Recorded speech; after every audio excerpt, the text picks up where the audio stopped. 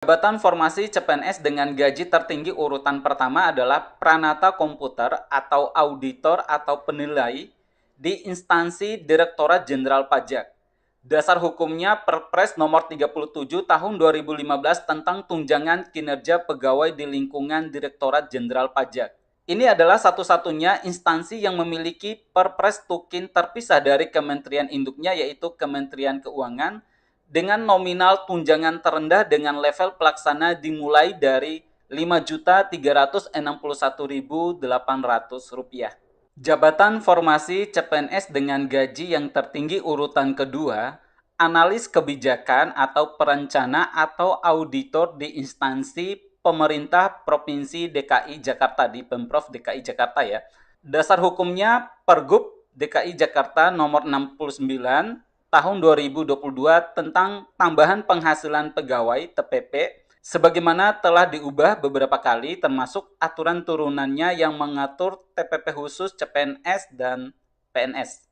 Jabatan formasi CPNS dengan gaji yang tertinggi urutan ketiga, pemeriksa pertama atau auditor di instansi pemerintahan Badan Pemeriksa Keuangan BPK.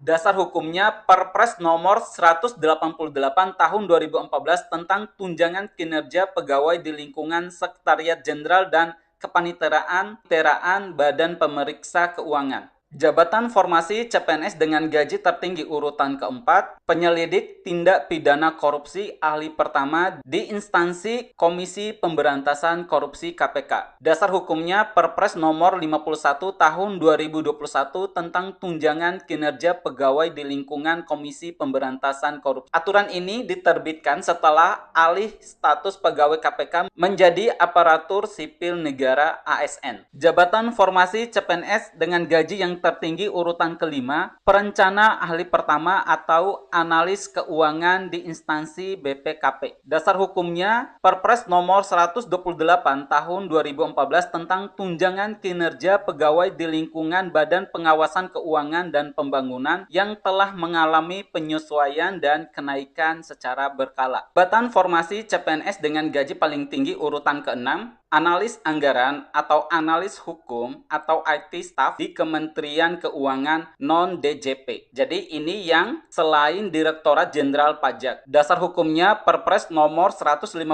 tahun 2014 tentang tunjangan kinerja pegawai di lingkungan Kementerian Keuangan. Ini digunakan oleh unit kerja non-pajak seperti Direktorat Jenderal Bea Cukai, Direktorat Jenderal Perbendaharaan, dan Sekretariat Jenderal Kemenkeu. Jabatan formasi CPNS dengan gaji paling tinggi urutan ketujuh, diplomat atau perancang peraturan perundang-undangan di instansi Kementerian Luar Negeri, Kemenlu.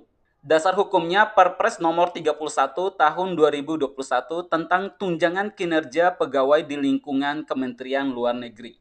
Bagi diplomat yang ditugaskan di luar negeri, perwakilan RI, komponen gajinya beralih menggunakan skema tunjangan penghidupan luar negeri TPLN yang diatur dalam PP nomor 44 tahun 2021.